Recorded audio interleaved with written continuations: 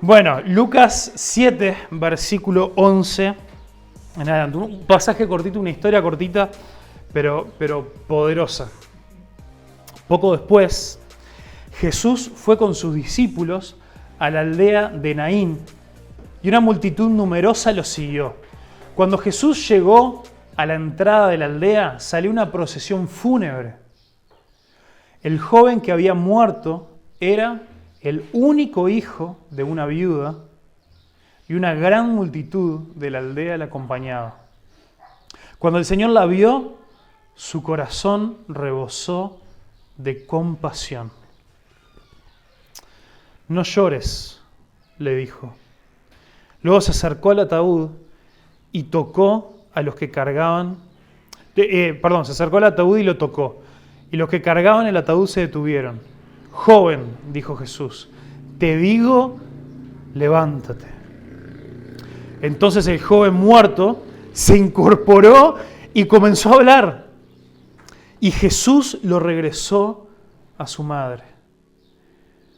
Un gran temor se apoderó de la multitud y alababan a Dios diciendo: un profeta poderoso se ha levantado entre nosotros y Dios ha visitado hoy a su pueblo. Y las noticias acerca de Jesús corrieron por toda Judea y sus alrededores. Amén. Bueno, tenemos acá una historia tremendamente loca. Yo solamente ponernos a imaginar. Esta incluso fue de las pocas ocasiones en las que Jesús, de los muchísimos milagros que hizo, Jesús algunas ocasiones levantó a personas que ya habían muerto y les volvió a dar vida. Y esta es la primera que aparece, incluso viendo las que aparecen en otros evangelios, también pensamos que cronológicamente pudo haber sido la primera, seguramente fue la primera. La más conocida, la que más nos suena, es la de Lázaro, ¿verdad? Por todo lo que se da, porque sabemos que Lázaro y sus hermanas eran sus amigos, y el hecho de que Lázaro estuvo como 3-4 días ya en la tumba. Pero esta es una historia muy particular, porque también es la primera vez que nosotros vemos a Jesús en una situación muy distinta a que lo vemos en otros momentos.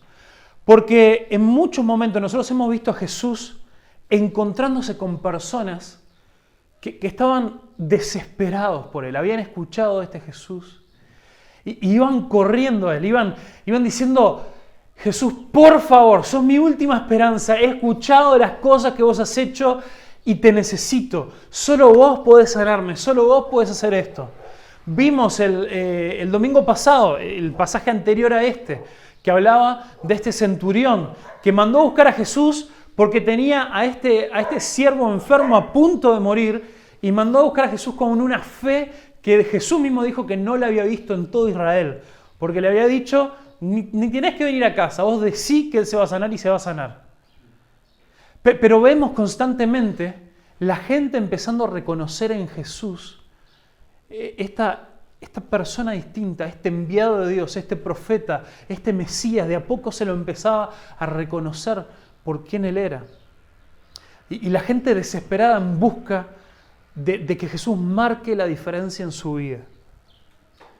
Lo que es tremendamente distinto en este caso, y la verdad no hice una búsqueda, pero quizá sea la única vez en la que la tragedia con la que Jesús se encontró fue tan grande que la gente ni se percató de su presencia. Jesús iba entrando al pueblo y esta gente, esta procesión fúnebre, esta caravana de gente, iba de salida. Y el dolor de todos era tan fuerte, y el dolor de esta mujer, que ya había quedado viuda, y que este era el único hijo que tenía. Que me imagino lo único que podía pensar, lo único que podían ver era esa situación.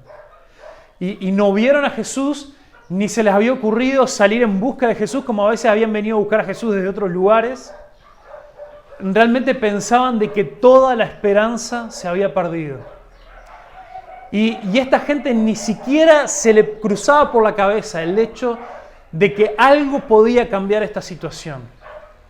Y lo que es distinto es que en este milagro, nadie, absolutamente nadie le vino a pedir a Jesús nada. No vemos ni que la viuda hable, ni vemos que la multitud hable hasta después de que este chico, de que este joven vuelve a la vida. Nos encontramos con una situación triste, oscura. Si esto fuera una película, seguro estaba lloviendo. Y todos estaban con paraguas negros. Una situación donde toda la esperanza se había perdido. La gente iba de salida. Pero Jesús recién estaba llegando. Y lo que vemos acá, que lo podemos pasar por alto tan rápidamente, pero vemos que Jesús al encontrarse con esto, dice en el versículo 13, cuando el Señor la vio,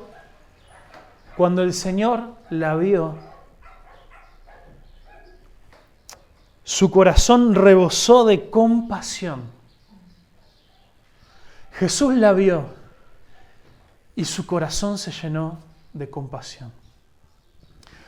La palabra compasión es muy interesante tanto en español como en el griego, como se escribe acá. En español es bastante fácil, ¿no? Pasión de sufrimiento y cones es el sufrir con el otro. Es el sentir el sufrimiento que tiene el otro y el identificarnos con eso. Y la palabra en griego que se usa para compasión, que es la misma cuando en Mateo 9 se nos dice que Jesús vio las multitudes y sintió compasión por ellas. Esta palabra compasión habla de que a Jesús se le removieron las entrañas. Y justamente habla de eso, de que sintió adentro suyo el dolor de esta mujer. Y yo quiero que paremos un momento, porque a veces podemos pasar por alto algunas cosas que quizás nos pueden parecer un poquito obvias o ya las hemos escuchado.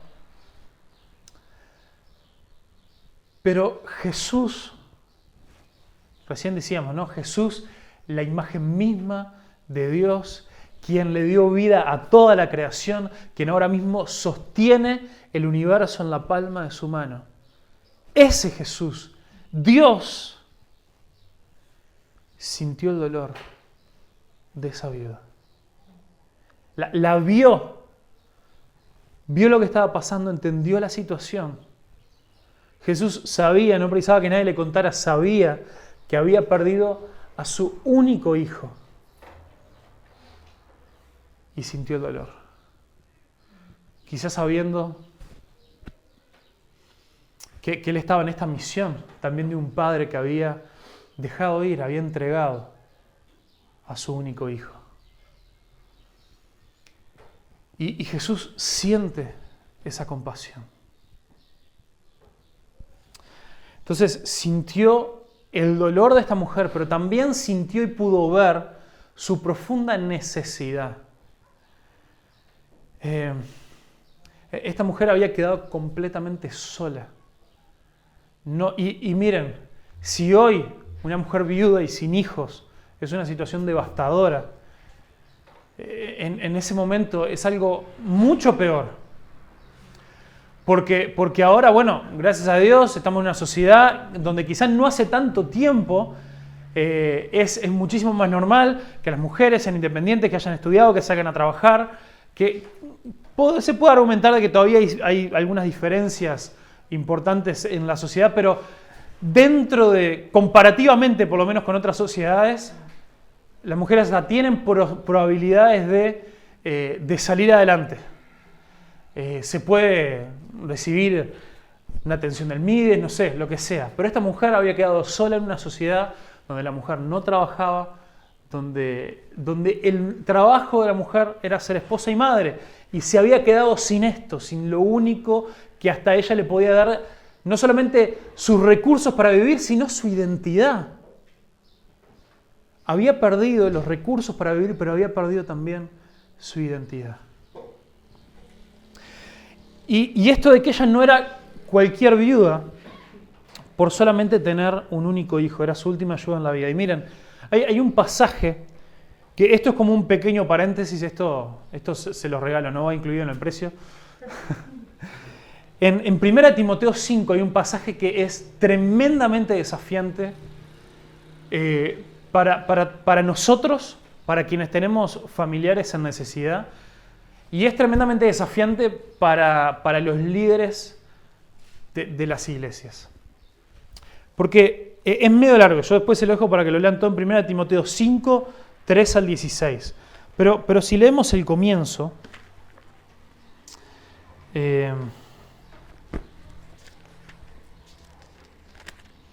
5, 3 al 16 dice: atiende a toda viuda que no tenga nadie que la cuide. Pablo hablándole a Timoteo, el pastor de una iglesia, y le dice: atendé a toda viuda que no tenga a nadie que la cuide.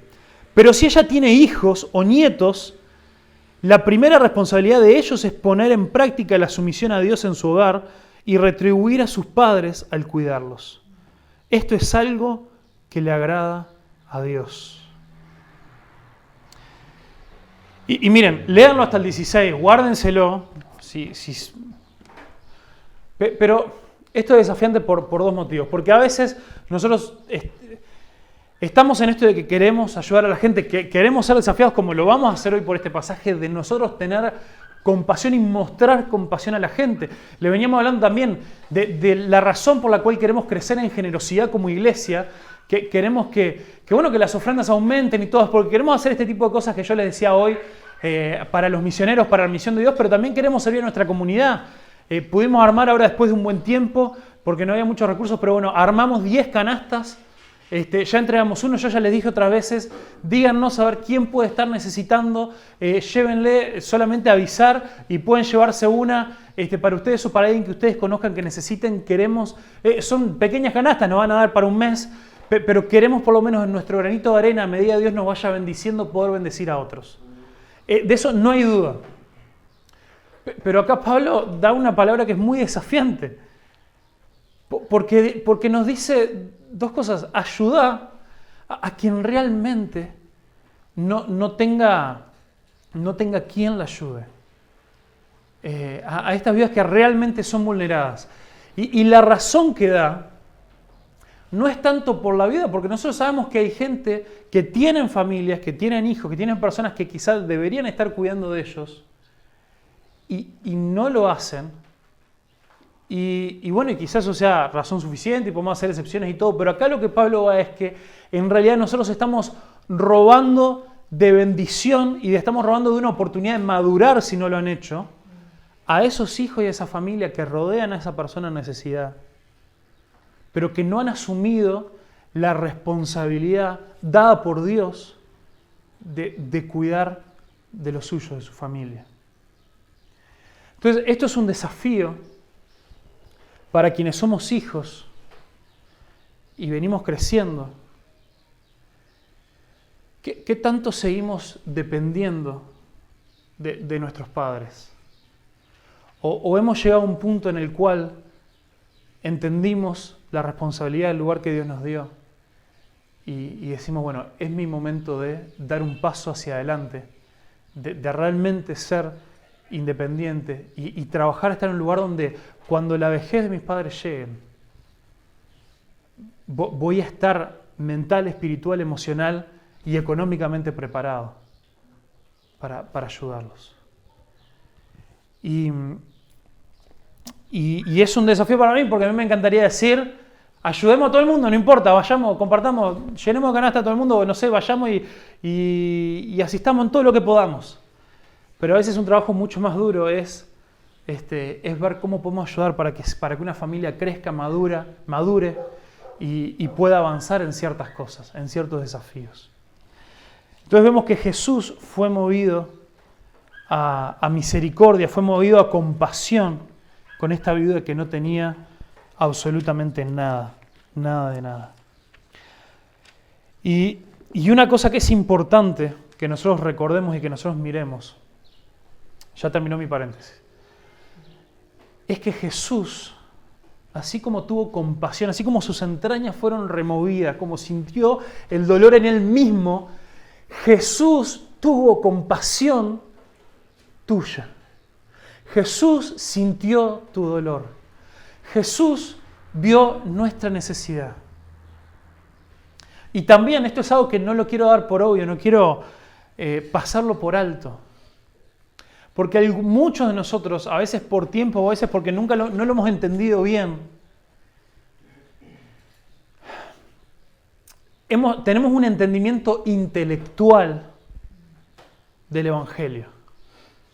Tenemos un entendimiento intelectual de que, bueno, soy pecador, necesito a Jesús, no quiero ir al infierno, hago una oración, soy libre de pecado. Tenemos fe, o sea, creemos que eso es así.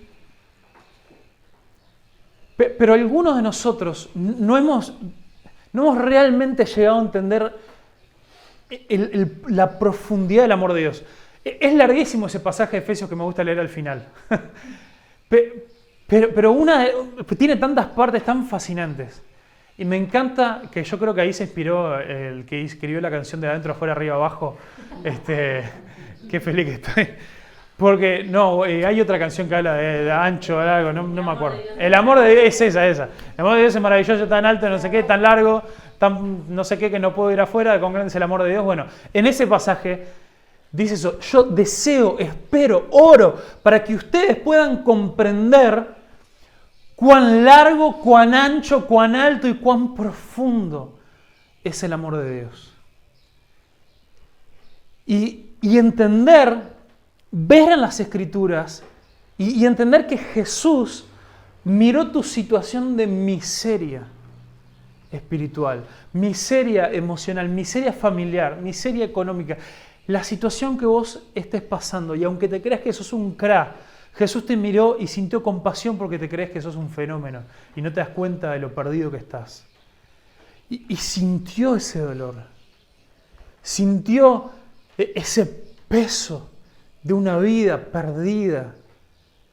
Y de verdad Jesús te amó. ¿Me escuchaste eso? Jesús te amó. Y no es que este es otro problema, no. Cuando nosotros leemos el Evangelio y hablamos de Jesús envió a su Hijo y todo lo demás, a veces podemos sentir, bueno, Dios es amor, es su carácter, no le queda otra. Dios es así, Dios ama. Pero de verdad Dios te ama. De verdad. Y en la situación que estés pasando hoy, una situación de profunda tristeza, una situación de una profunda separación de tu familia, una separación de seres queridos, una situación de problemas económicos profundos, una situación donde vos estás sufriendo las consecuencias de tu pecado, una situación donde vos tenés gente enferma a tu lado, donde estás desesperado y no sabés qué hacer. Jesús pasó al lado tuyo. Como dice acá, Él te vio y te amó. Me hace acordar también, ¿se acuerdan de Agar? Agar era la sierva, la esclava de Abraham, que fue usada, fue abusada, fue maltratada y después fue desechada. Y cuando estaba sola vagando por el desierto, Dios le dice, yo te he visto, yo te vi ahí donde estás, te vi. Y a veces hasta que no llegamos a ese lugar de profunda necesidad, no podemos llegar a ver o entender la profundidad del amor de Dios. Qué fuerte eso, ¿no? Que cuando quizá todo va bien, es cuando más ajenos estamos a la realidad espiritual y al amor de Dios. Y a veces necesitamos tocar fondo para ver a lo que Dios nos está llamando y el profundo amor que Él ha tenido con nosotros. Entonces, Dios nos llama a sentir compasión por la gente. Vos fuiste llamado por Dios. Vos fuiste amado. Dios te vio y Dios, como con este joven, te trajo de muerte a vida. Te restauró. Vio tu necesidad y te dijo, ya no más. Levántate. Salí de ese ataúd. Y Dios, ahora que vos estás vivo, ahora que vos experimentaste la compasión de Dios, Dios te llama a reproducir eso. Te llama a tener compasión con otros. A sentir el dolor de los demás. A ver la necesidad de los demás. Dios nos llama a sentir la compasión por la gente, sentir la necesidad física y el dolor emocional de aquellos que sufren alrededor nuestro, pero también sentir la necesidad y el dolor espiritual. Porque la ayuda que vos le puedas dar a alguien, con lo necesaria y lo profunda que puede llegar a impactar una vida, esto una ayuda económica, una ayuda física, una ayuda de acompañamiento, una ayuda de palabras de ánimo, una ayuda, una canasta, lo que sea, eso, por bueno que sea, nunca va a afectar la eternidad. Y la vida que Dios quiere dar, el tipo de resurrección que Él nos quiere dar, es algo mucho mayor, mucho más grande. Y escúchame, te quiere usar a vos para eso. Te quiere usar a vos para eso. Dios nos quiere usar ahora. Dios quiere que vos, que nosotros como iglesia, tengamos compasión por la gente en necesidad. Y otra cosa que es impresionante, de lo que hablamos, de lo particular de este encuentro de Jesús con la viuda y la multitud. Dios va al encuentro también de la gente que no lo está buscando.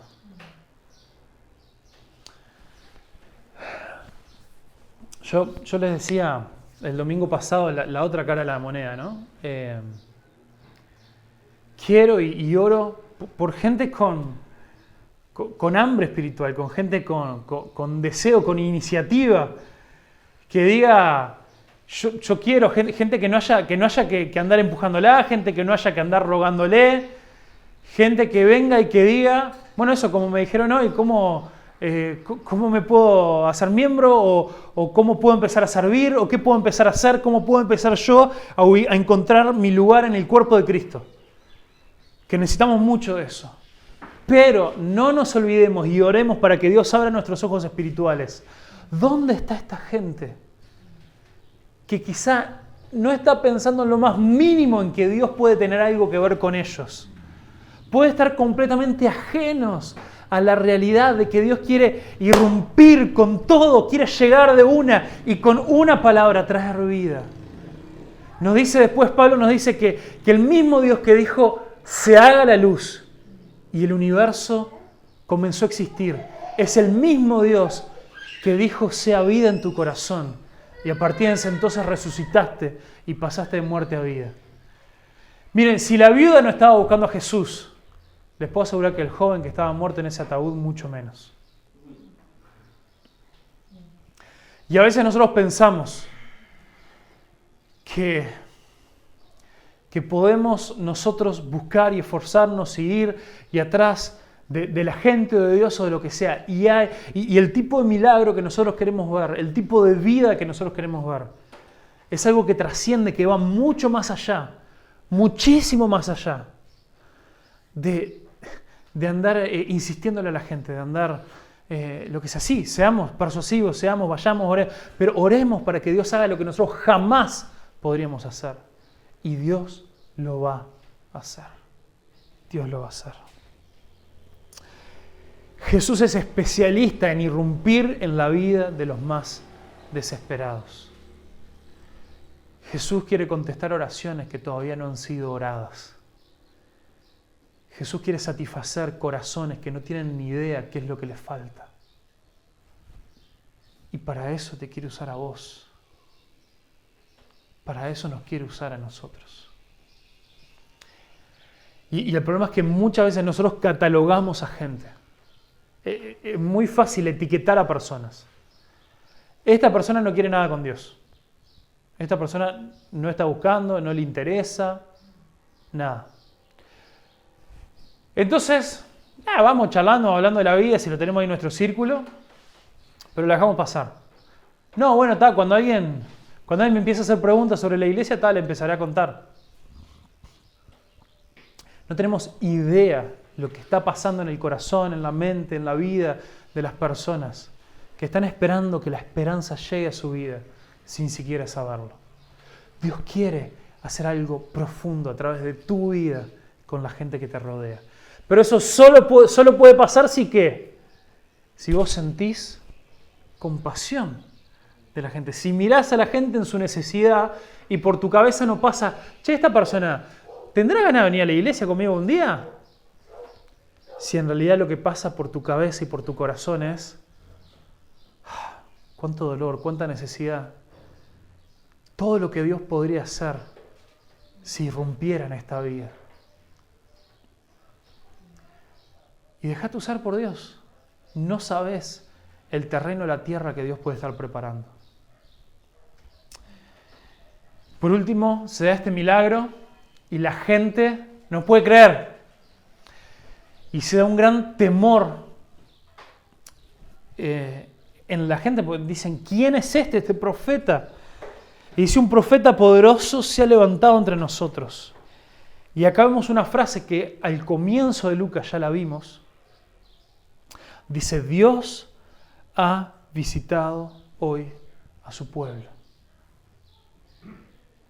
Dios ha visitado a su pueblo.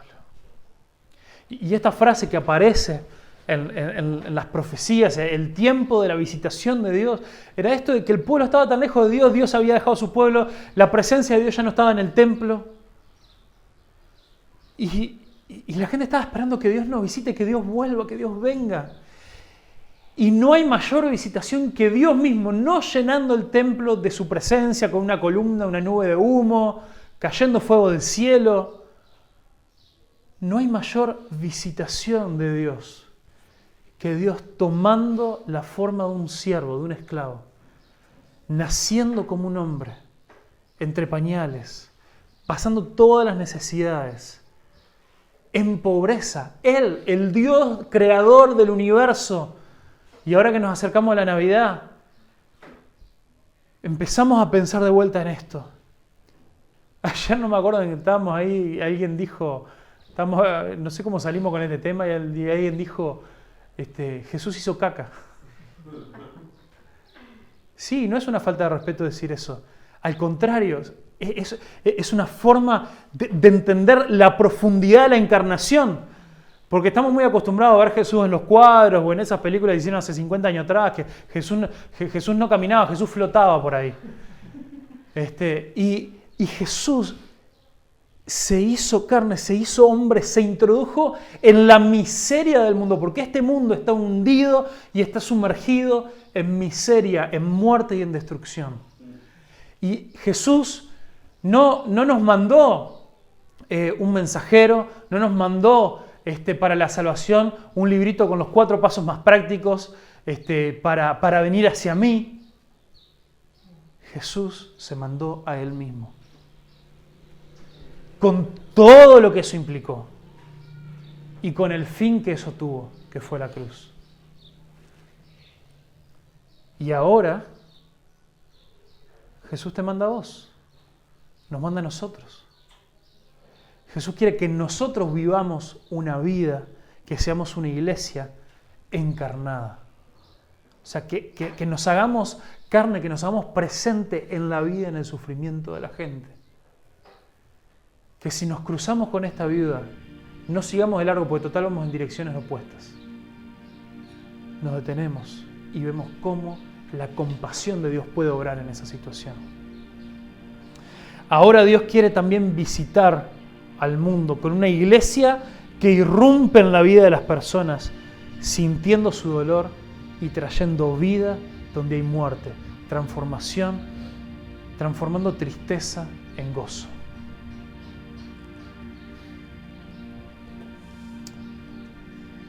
Y yo no sé cuáles son las situaciones que vos estás viviendo. Pero sé que hay dos cosas que Dios te quiere recordar hoy. No importa el dolor en el que vos estés o el que hayas pasado. Jesús te vio. Jesús te vio. Y no importa la situación que la gente, lo desesperanzadora que sea la situación alrededor nuestro. No importa que vos digas, con mis 5 panes y 2 peces no llegamos a ningún lado. Dios te puso en un lugar para usarte. Dios no puso ni a otra persona que vos pienses que tiene más talento, que tiene más dinero, que tiene más recursos, que sabe hablar más lindo. Dios te puso a vos, en tu familia, en tu liceo, en tu trabajo, en donde sea. Dios te puso a vos para que vos tengas compasión, sientas el dolor de la necesidad de la gente y digas, acá voy a hacer iglesia. Y Dios nos puso a nosotros acá, en Laures, para decir, acá vamos a hacer iglesia. Amén. Padre, en el nombre de Jesús, gracias Dios porque vos nos viste. Nos viste. Siendo el Dios creador del universo, que supervisás, mirás, observás casi 8.000 millones de seres humanos en esta tierra. Ninguno de nosotros pasa desapercibido. Ninguna de nuestras situaciones, de nuestros dolores, de nuestras alegrías, de nuestras tristezas, de nuestras fallas, de nuestros éxitos, nada ha pasado desapercibido por vos. Y gracias porque vos, para traernos salvación, viniste vos, Jesús.